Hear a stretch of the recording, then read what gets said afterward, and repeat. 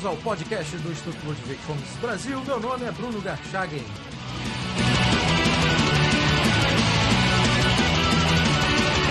Hoje eu converso com Bernardo Santoro, mestre em Direito, professor e diretor do Instituto Liberal.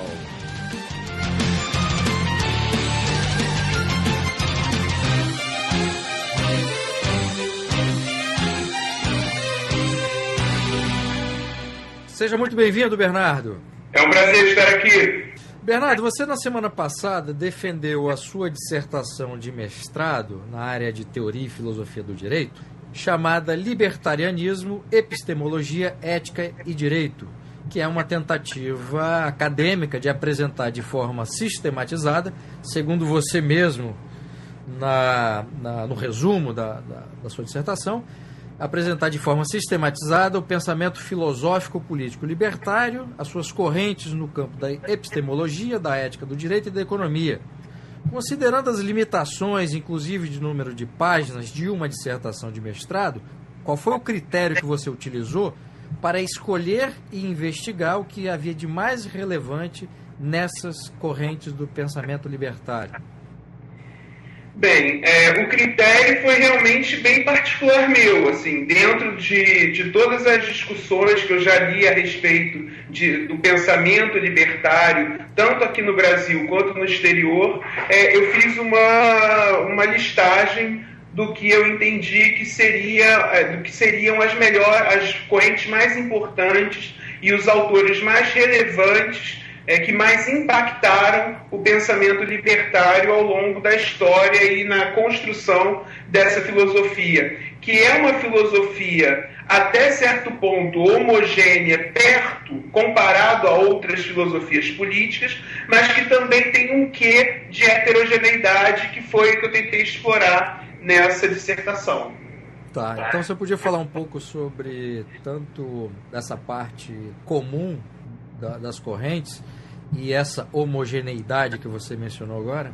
Bem, a parte comum a todas essas correntes é a busca e a luta pela ideia de liberdade individual, soberania do indivíduo, a busca por uma situação em que o indivíduo é quem busca entender quem ele é dentro do espaço, dentro da sociedade, para si mesmo.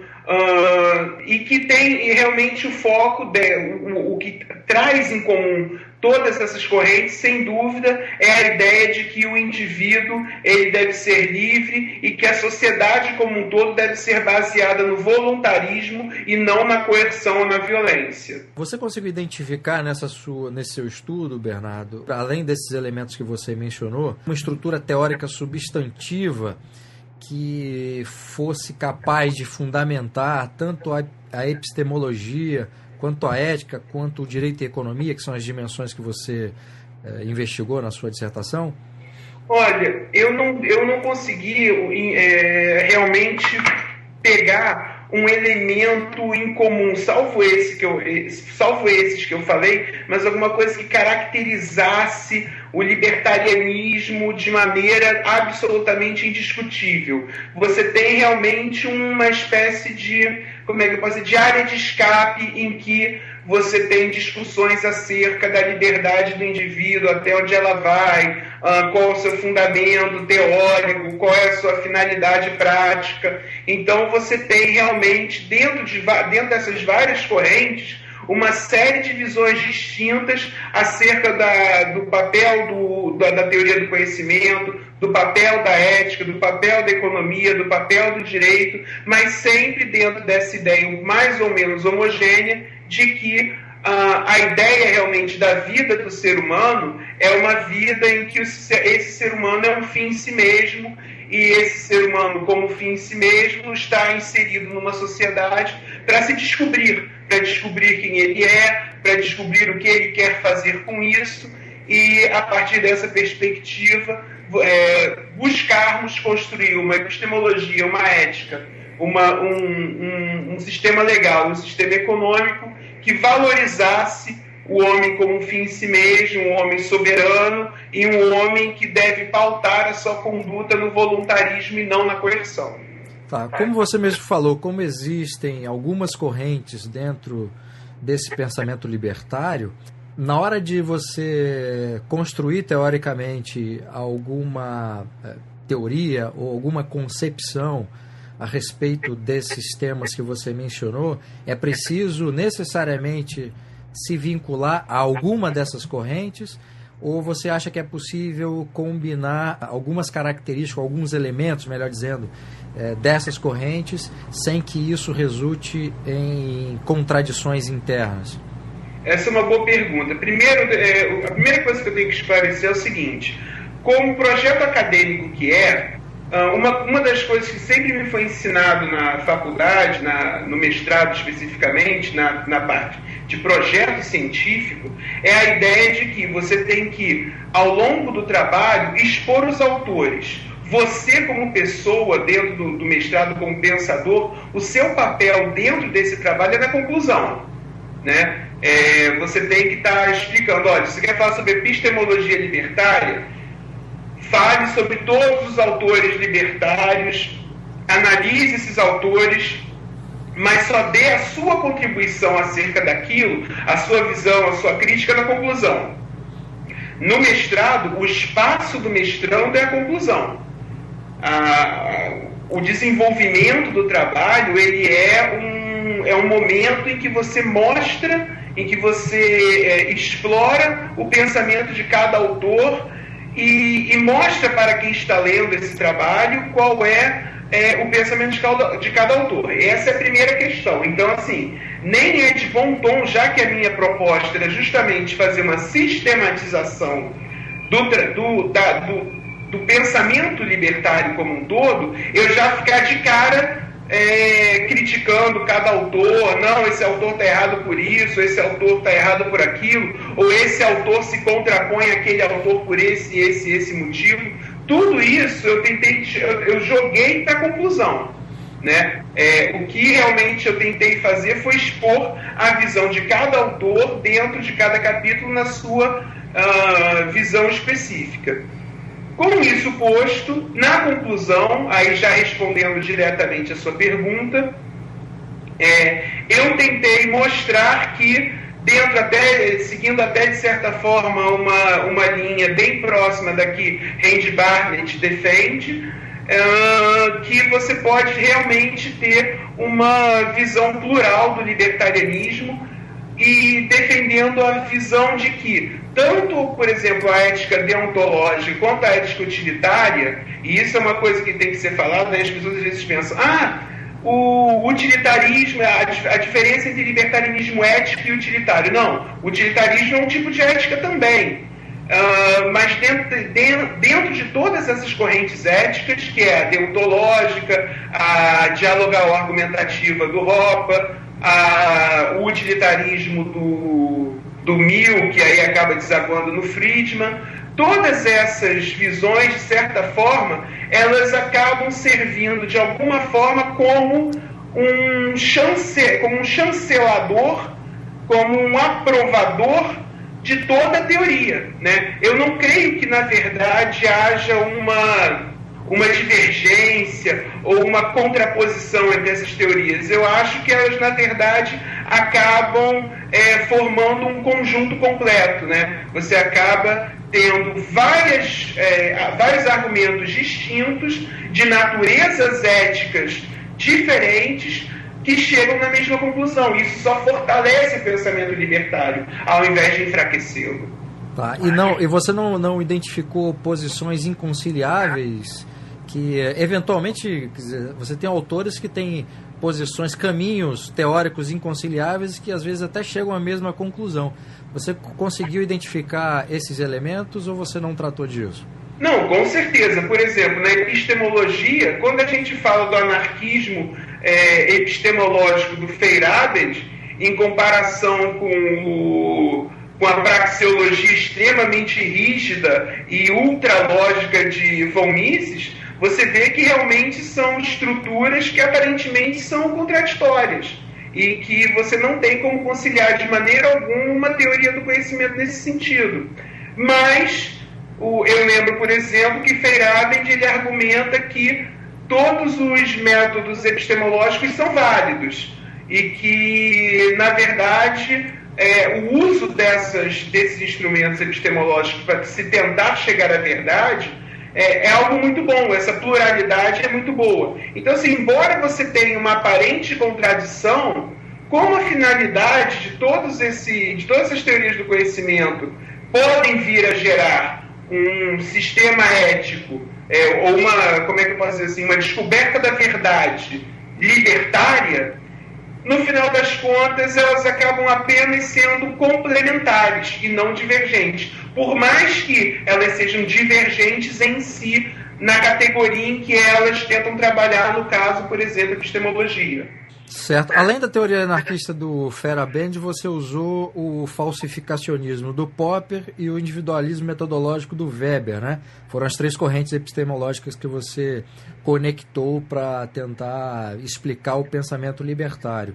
Então eu queria que você falasse, Bernardo, qual foi ou quais foram as contribuições dessas três correntes epistemológicas para os principais autores aí do pensamento libertário? Bem, o que eu achei muito interessante acerca do pensamento de Feyerabend é que ele aplica a liberdade à própria teoria do conhecimento, né? Isso é que eu achei mais interessante no pensamento dele. O anarquismo epistemológico dele, do contra o método, é uma ideia de que a teoria do conhecimento também pode ser livre. Não só a finalidade pode ser livre, que é o libertarianismo em si, ou o libertarianismo ético, mas também aquilo que o constrói, a busca por essa verdade, também pode ser livre.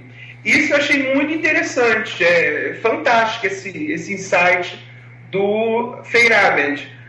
O que eu achei muito interessante em Popper, embora eu possa dizer que eu não seja um popperiano, é que ele também critica muito o método científico tradicional e a ideia desse verificacionismo, né? E trazendo uma contribuição no sentido de que a melhor maneira de você tentar chegar a uma verdade científica é, na verdade, falseando conceitos e não, ou discutindo a falseabilidade do conceito e não criando uma pseudo-verificabilidade que, no final das contas, a gente vai ver que está sempre em mutação, né? E aí eu posso até arriscar um pouco e falar em Aristóteles. Aristóteles mesmo é um pensador que sempre teve também alguma dificuldade nessa ideia de afirmar alguma coisa como verdadeira. Eu poderia dizer que Aristóteles trabalha muito com a ideia de verossimilhança, né?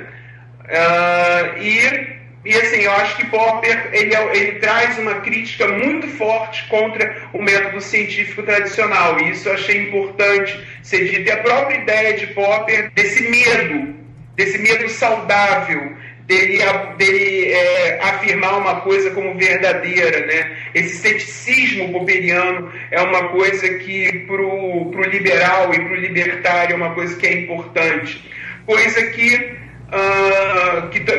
por exemplo, falta em Mises. Mises é um autor que tem muitas certezas, né? O método epistemológico do Mises, que é baseado até certo ponto em Weber, ele é um método muito cheio de certezas, né? A própria lógica dele, a lógica de que você pode derivar verdades a partir de axiomas, e que essas verdades, inclusive, seriam incontestáveis justamente por serem derivações lógicas de axiomas irrefutáveis, ele traz uma ideia de certeza absoluta que me dá um pouco de medo, mas que eu também não posso deixar de negar que é uma ferramenta muito poderosa mesmo. E quando eu digo que Mises, o pensamento epistemológico de Mises é baseado no pensamento de Weber, eu acho que Mises faz uma crítica muito boa a Weber nesse sentido. O Weber é o autor que realmente traz a ideia do individualismo metodológico. Esse individualismo metodológico faz todo sentido dentro de ciência social, no momento em que só existe sociedade quando você tem dois indivíduos se interrelacionando. Então é o indivíduo que faz a sociedade, não a sociedade que faz o indivíduo. Só que essa ideia de tipo ideal weberiana é uma ideia que acaba sendo muito contaminada pelo subjetivismo do observador weberiano que constrói esse tipo ideal. O individualismo metodológico extremo de Mises, de certa forma, descarta esse tipo ideal, ou praticamente o anula. E eu acho esse método misesiano e essa crítica velada de Mises à estrutura de pensamento weberiana espetacular, porque ele depura o tipo ideal construído de maneira, de certa forma, aleatória, não totalmente aleatória, mas extremamente subjetivista de Weber, por uma estrutura lógica do tipo, olha, o homem age, e aí esse homem, ele não é um tipo ideal, ele é realmente um tipo real. Isso eu acho muito legal no pensamento misesiano, que de certa forma depura o individualismo metodológico de Weber. Certo. Você citou o Weber como uma influência do Mises, mas a grande influência reconhecida do Mises é o Kant, né? Sim. E você cita na sua dissertação dois autores que foram apresentados, a meu ver, como sendo fundamentais em pensamento libertário, que é o John Locke e o Kant. Quais foram, respectivamente, as grandes contribuições do Locke e do Kant para o pensamento libertário, Bernardo? Podemos dizer que a raiz do pensamento libertário veio desses dois autores, né? As contribuições de Kant, tanto do ponto de vista epistemológico quanto do ponto de vista ético, são essenciais. A ideia do imperativo categórico, a ideia dele do homem como fim em si mesmo, já com Locke, a ideia do homesteading, assim, são realmente muitas contribuições que cada autor tem e que acabam sendo melhor desenvolvidas ou desenvolvidas de maneira mais particular para uma visão de mundo de luta pela liberdade com mais afinco pelos pensadores posteriores a eles. E no caso do Mises, que você comentou de forma mais detalhada e a relação com o pensamento, ou melhor, a crítica que ele faz ao pensamento do Weber, você acha que o Kant, quer dizer, essa influência ou essa fundamentação kantiana no pensamento do Mises, ela cria alguns problemas sérios, como aquilo próprio que você citou, vinculado a Weber, da questão dos axiomas, da questão mesmo do desenvolvimento do pensamento praxeológico, ou não? Olha, eu não vejo isso como um problema. Uma coisa que foi muito falado na própria defesa da dissertação, que na verdade me pareceu a grande crítica ao pensamento de Mises, que foi muito bem levantado por um professor meu, é o seguinte: a ideia da escolha racional, né, dentro da visão misesiana, ela traz um problema grave, não no fato do homem querer sair de um estado de menor satisfação para um estado de maior satisfação e buscar os meios mais racionais para isso, mas o fato de que os valores que embasam essa escolha seriam valores por si mesmo irracionais, ou talvez seriam valores que não teriam uma base plenamente racional, ele seria aleatório. Mises mesmo, ele fala que ele não se preocupa com os valores que levam o homem a sair de um estado de menor satisfação para um estado de maior satisfação. Quanto a isso, eu argumentei que, na verdade, valores só fazem sentido se você está falando de uma mente racional. Uma mente racional sequer consegue trabalhar com a categoria de valores. Mas eu entendo que o kantianismo de Mises, de certa forma, ele embasa, estrutura e guia o pensamento misesiano ao longo da sua estrutura de pensamento epistemológico e ético propriamente dito. E no caso do imperativo categórico de Kant, Bernardo, você acha que esse imperativo ele pode resultar numa camisa de força quando se fala de ações humanas ou não? Eu não creio que essa ideia de que uma coisa deve ser universalizada, é possível e deve ser aplicada a todos, isso, assim, faz algum sentido, mas como o próprio Feyerabend disse, existem mais coisas dentro de uma pesquisa científica, dentro da busca pela verdade, que devem ser consideradas. Eu, particularmente, sou uma pessoa que entende, sim, que existe uma verdade única. Mas eu entendo também que os instrumentos epistemológicos do ser humano são muito precários para que nós possamos afirmar de maneira tão categórica que determinada coisa é uma verdade ou não é. Existe a verdade é una. Na verdade, seria até um contrassenso nós não falarmos na existência da verdade, né? Se você afirma a verdade não existe, você está criando uma afirmação verdadeira em que você nega a verdade. Então, acaba sendo um contrassenso lógico.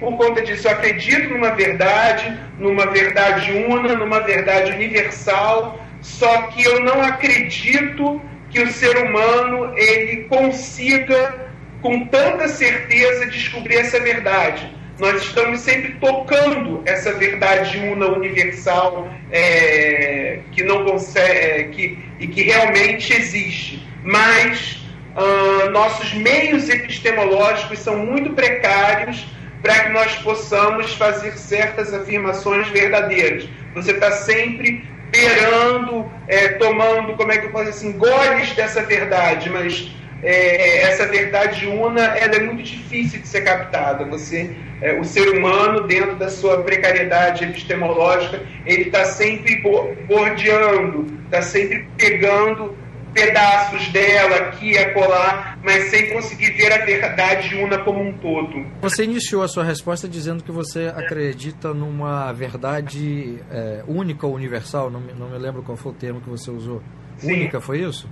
Sim. Tá. Mesmo reconhecendo essa limitação, você consegue acreditar nessa verdade única? Seria uma verdade transcendente? Ou qual é a sua concepção nesse sentido? Sim, seria uma verdade transcendente que é de difícil compreensão por conta disso. Certo. Bom, você identificou nessa sistematização do pensamento libertário e trabalhou com alguns conceitos básicos, que seriam soberania individual, defesa de direitos absolutos de propriedade, liberdade de empreender, defesa dos direitos humanos como direitos individuais e o princípio da não iniciação da agressão contra indivíduos pacíficos. Ao trabalhar com esses conceitos, trabalhar academicamente com esses conceitos, Bernardo, você conseguiu imaginar ou lidar com alguma situação hipotética em que esses conceitos básicos entram em conflito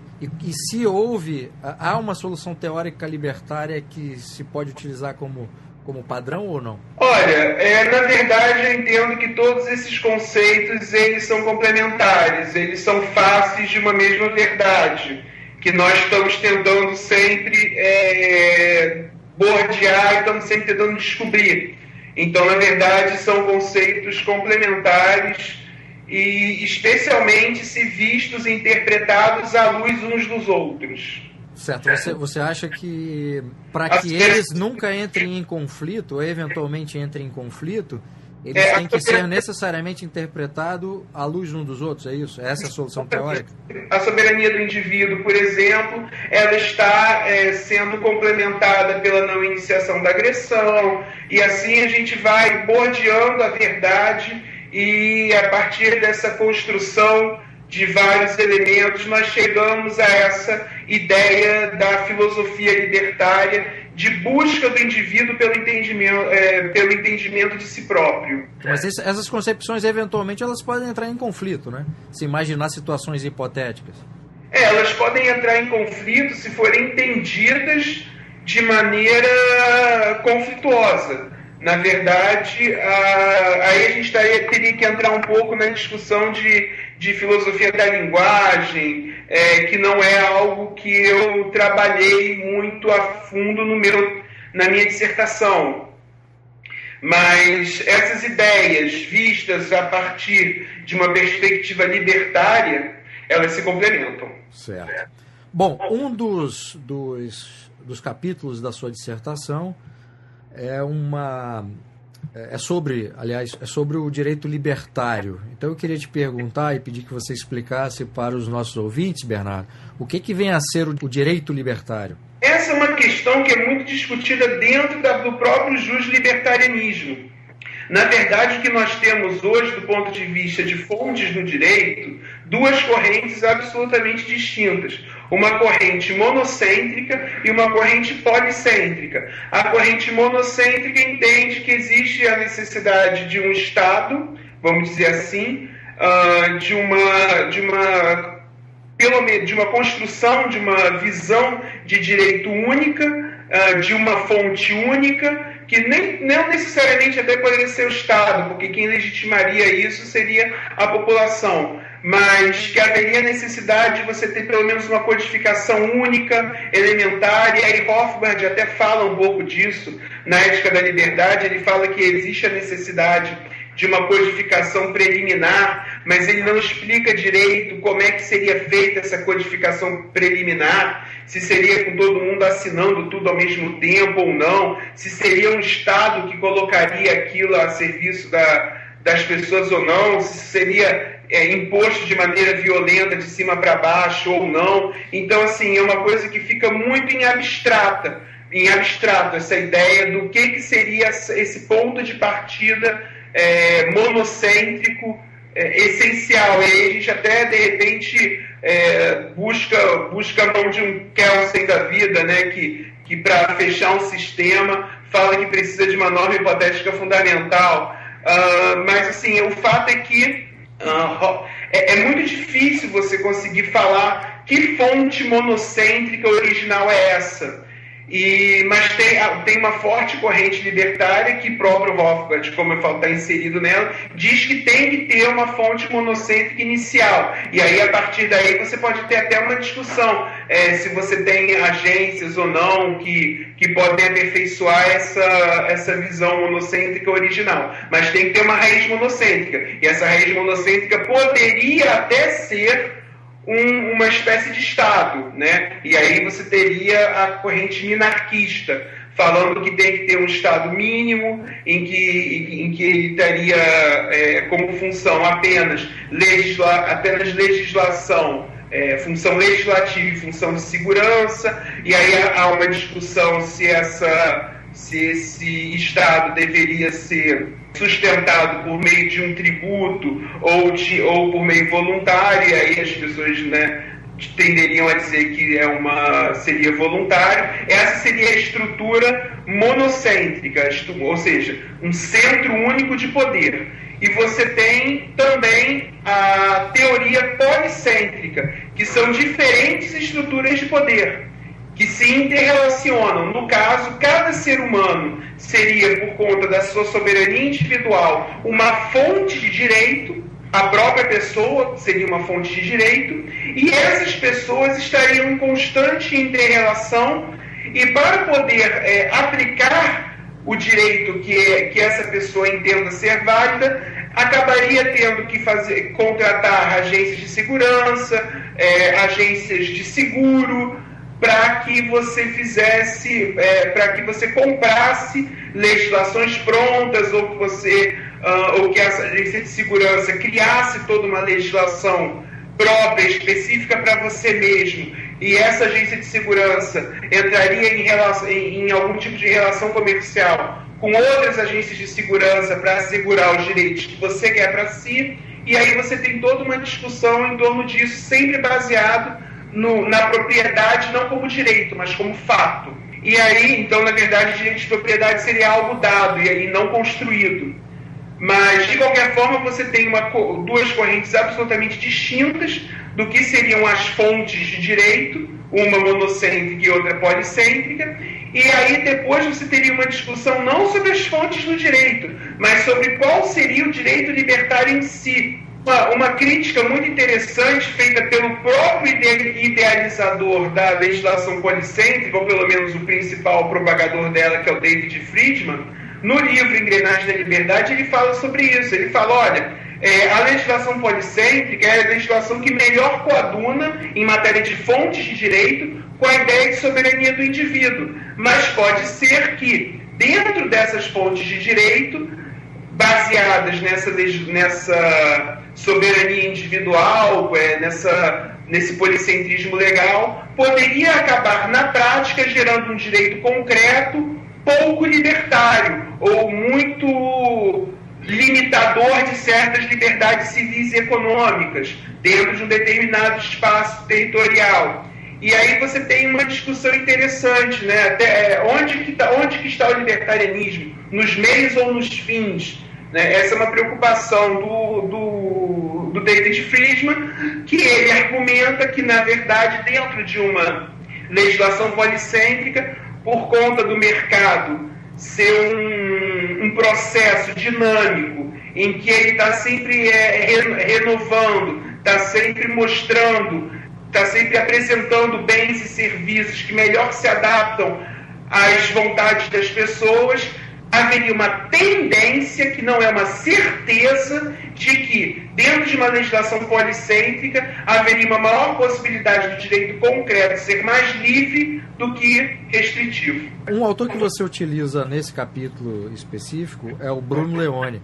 Qual a grande contribuição do Bruno Leone para essa discussão que você estabeleceu nesse capítulo, Bernardo? O Bruno Leone, no livro dele, ele fala muito sobre essa questão que Hayek também aborda acerca do excesso de legislação,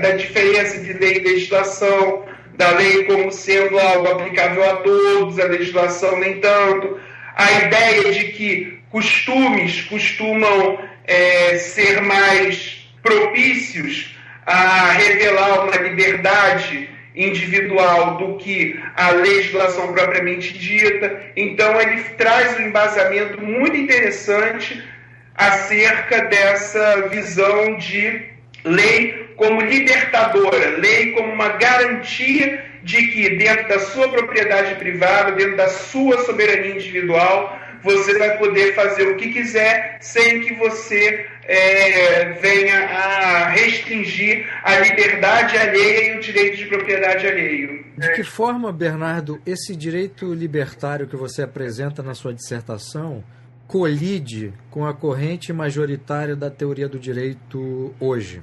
Da teoria do direito, aí depende do que você chama de... Nesses pontos específicos que você discutiu na tese, não a teoria do direito de forma geral, mas de que forma a teoria do direito entende a lei, a legislação, o problema das liberdades. A gente teria que discutir, então, por exemplo, qual é a visão mais moderna que tá em voga hoje na academia, né? É o neoconstitucionalismo, é o pós-positivismo, é uma ideia de jurisprudência dos valores, em que os valores são bem relativizados, tudo carece de ponderação, e aí você tem uma situação de relativização de direitos de propriedade, relativização da própria autonomia do indivíduo frente a outros. Eu que agradeço e até uma próxima oportunidade. Parabéns, como sempre, pelas gravadas borboletas. Obrigado. Eu acho fantástico. O neoconstitucionalismo brasileiro ele é muito baseado na ideia da dignidade da pessoa humana, que é uma ideia que, se nós formos para pensar, é uma ideia eminentemente liberal. É uma ideia do indivíduo, né? A dignidade do indivíduo. E aí nós poderíamos muito bem interpretar que a grande dignidade do indivíduo é o respeito à liberdade dele. Mas, no entanto, essa dignidade da pessoa humana, que é uma ideia eminentemente liberal e individual, a pessoa humana, acaba sendo utilizado para fins de coletivização, para fins de redução de liberdades, para fins de intervenção do Estado na esfera individual. Você cria uma dignidade externa ao ser humano, né? Uma dignidade que é construída fora do ser humano, dentro de uma sociedade, né? Dentro de uma ideia de coletivo. Você constrói essa dignidade no coletivo para aplicar a essa pessoa humana. Então, e aí também dentro da ideia de bem comum, que na verdade ela é extremamente abstrata, né? Ela é um conceito jurídico indeterminado, e todo conceito jurídico indeterminado ele pode ser construído a partir da perspectiva de quem tem o poder. Então você tem um direito cada vez mais maleável e cada vez menos seguro, quando na verdade a proposta libertária e a própria proposta do mercado, mesmo dentro de uma legislação policêntrica, é você ter realmente direitos absolutos, direitos de propriedade, direito de ir e vir, direito de liberdade de expressão, direito de usar o seu corpo como você quiser, direito de você usar o seu trabalho como você quiser. Então, na verdade, o que você tem hoje em dia, dentro desse neoconstitucionalismo, dentro desse pós-positivismo, dentro dessa jurisprudência dos valores, é um não direito. É um direito que não é estabelecido a prioristicamente para reger as condutas humanas dentro de uma razoabilidade e dentro de uma visão de liberdade. O que você tem é uma maleabilidade completa que interfere e reduz as liberdades dos seres humanos. Agora, é possível acreditar nessa ideia de direito absoluto, mesmo que positivado, Bernardo? Essa é uma boa pergunta. O que eu posso dizer é o seguinte, o que não dá para acreditar é num direito relativizado. É numa jurisprudência de valores em que esses valores estão mudando de acordo com cada caso, de acordo com cada visão, né? Isso me lembra, estava até comentando isso com um amigo meu ontem, isso me lembra aquela piada do comediante Groucho Marx, né? Eu tenho princípios, esses são os meus princípios. Se você não gostou, não tem problema, eu tenho outros. Então, assim, é a insegurança jurídica, é a ideia de que a justiça é maleável, isso que está acontecendo hoje. Eu acho que essa ideia de justiça insegura e maleável é que não se pode acreditar. Nessa ideia não se pode acreditar. E você vê no dia a dia o quanto essa visão maleável de justiça tem sido extremamente maléfica para a maioria das pessoas, especialmente dos mais pobres, que não têm a força política necessária para fazer prevalecer os seus direitos, como no caso, por exemplo, de direitos de propriedade privada, como já foi até piada, né, dentro do próprio Instituto Liberal recentemente, direito de propriedade privada do pobre sobre a sua própria residência, no caso de favelas no Rio de Janeiro. Então, assim, você realmente tem uma situação em que hoje você tem uma maleabilidade de direito que não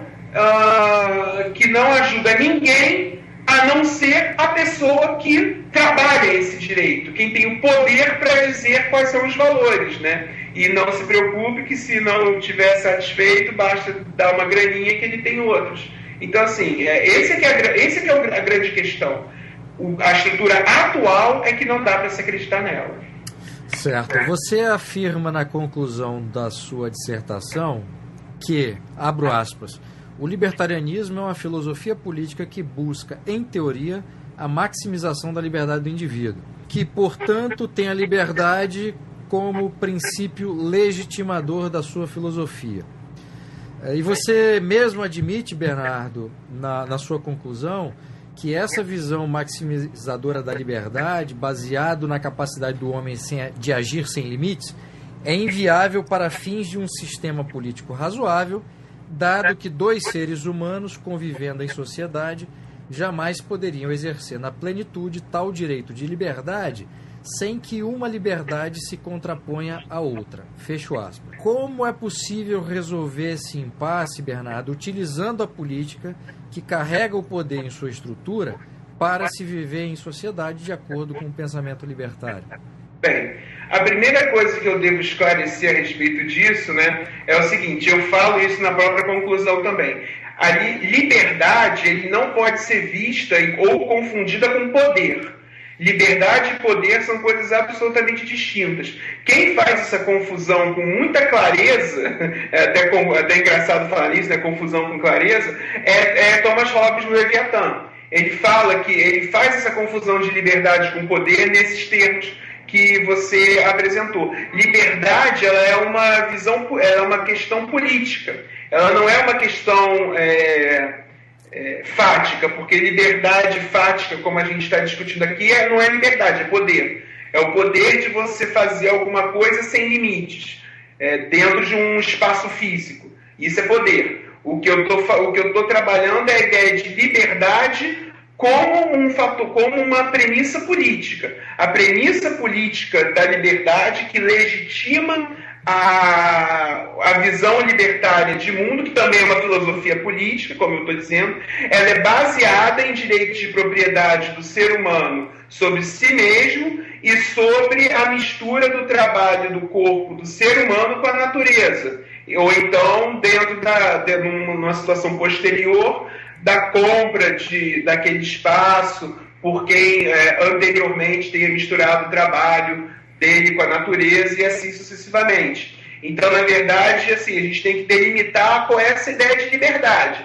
A liberdade, aí a gente poderia dizer que é esse poder, mas dentro de direitos de propriedade, dentro do direito de propriedade sobre o seu corpo e da mistura do seu corpo, do trabalho do seu corpo com a natureza. Essa sim é a ideia de liberdade.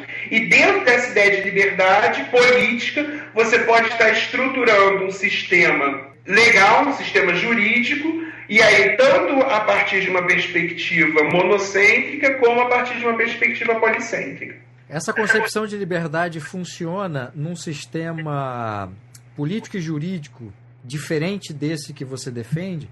Quer dizer, no fundo, a minha pergunta é, essa concepção de liberdade é viável no nosso atual sistema? Estou me referindo ao Brasil? Olha, na minha visão, ele não só é viável, como ele é essencial. O que nós estamos precisando nesse momento é fazer uma grande reforma em que você privilegia a liberdade do cidadão. E aí, a partir de todas as perspectivas éticas que eu apresentei, deontológica, lógica argumentativa, utilitária, plural. O que nós estamos precisando é justamente de uma nova visão política em que privilegie, em que dê aso a que o ser humano possa viver a sua vida na sua plenitude, tanto do ponto de vista econômico quanto do ponto de vista moral. O que está faltando é exatamente isso.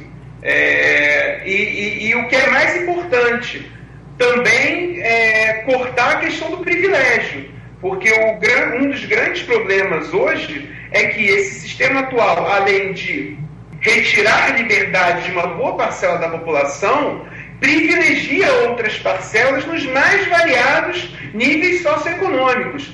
Tanto no mais alto escalão socioeconômico, quanto no mais baixo. Se você conseguir fazer uma organização política que crie um lobby interessante, você vai acabar tendo algum tipo de favorecimento pessoal. E aí você vai acabar tendo uma liberdade que, na verdade, é uma não liberdade. É poder sobre a liberdade de outras pessoas. Então, nós temos que nós temos que reestruturar o nosso sistema jurídico, tudo dentro de uma prudência que nós entendemos que é absolutamente válida. Né? Revolução é o tipo de coisa que, na minha visão, é extremamente perigosa, mas nós precisamos, paulatinamente, mostrar para as pessoas, fazer as pessoas entenderem a importância de você ter um sistema jurídico, econômico, ético, que privilegie a liberdade moral e econômica de cada indivíduo, para fins de que esse indivíduo se conheça, se entenda no mundo, se entenda na sociedade e possa, a partir daí, ser produtivo para os demais concidadãos, os seus irmãos de sociedade. Então, para que essa concepção de liberdade se realize na prática, é preciso empreender essas reformas que você mencionou. É isso? Sem dúvida. Certo. Você pretende publicar sua dissertação em livro, Bernardo? Olha, isso é uma coisa que eu ainda vou pensar. A princípio, sim. O problema da dissertação é que ela é uma linguagem científica muito chata, né? Uma dissertação de mestrado não funciona como um ensaio, né? Um ensaio é uma coisa mais leve, é uma coisa que para a leitura do leitor comum sai mais leve, né? Enquanto que a leitura científica é uma leitura chata, é uma leitura amarrada, é uma leitura subordinada àquelas regrinhas da BNT. Então, assim, não é uma leitura agradável, uma leitura de livro, né? O que eu estou pensando em fazer, talvez, é pegar esse trabalho, e aí, como eu não tenho tempo para fazer isso no momento, pegar esse trabalho, procurar alguém que queira fazer essa transformação do trabalho como visão científica, né, como estrutura científica, em algo mais prazeroso. Eu já estou em contato com um amigo meu acerca desse projeto, né, que todo mundo conhece, o Adriel Santana, que inclusive foi meu assistente de pesquisa nessa dissertação, e a quem desde já eu agradeço.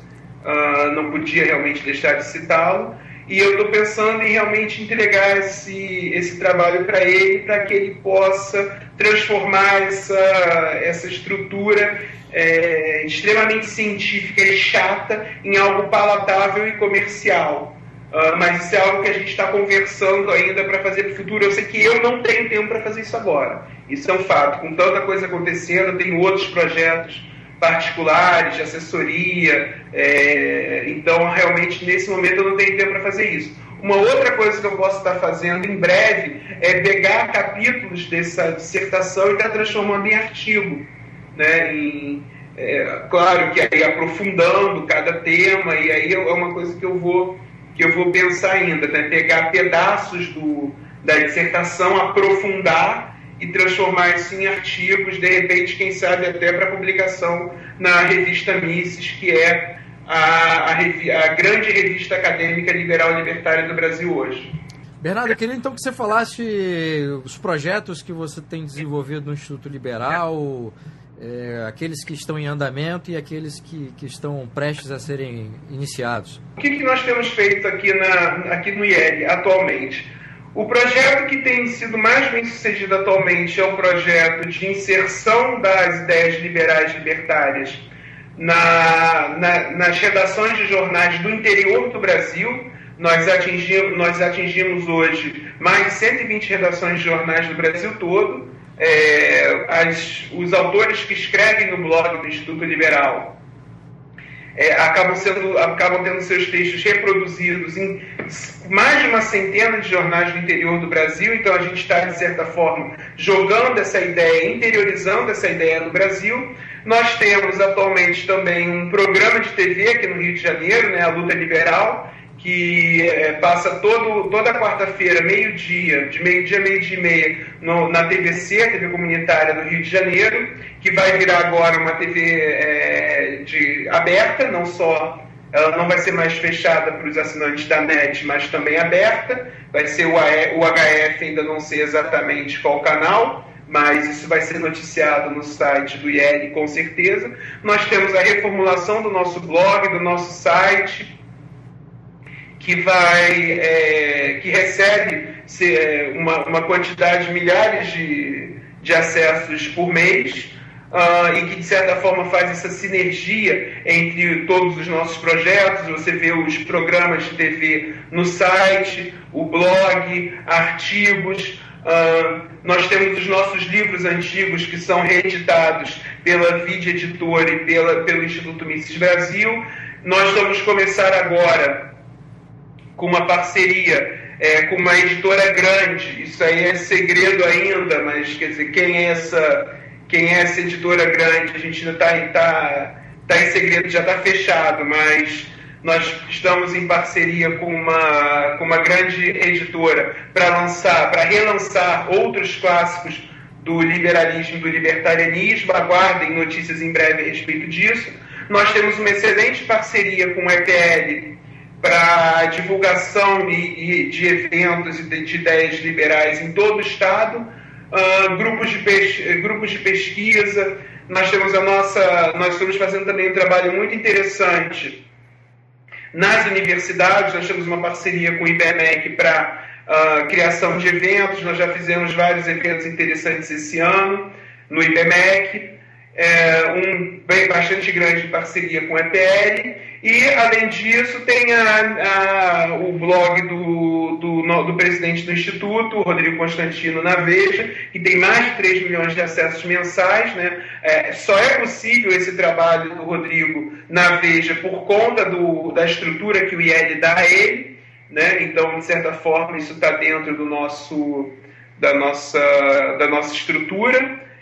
E também tem o meu trabalho específico e de alguns outros professores dentro das universidades do estado do Rio de Janeiro, né? No meu caso, especificamente, o meu trabalho junto à UERJ, ao UFRJ, lecionando economia política, e também agora vamos passar a ter grupos de estudo dentro dessa ideia de uma visão liberal e libertária. Bernardo, muitíssimo obrigado pela entrevista. Eu que agradeço e até uma próxima oportunidade. Parabéns, como sempre, pelas gravatas borboletas. Obrigado.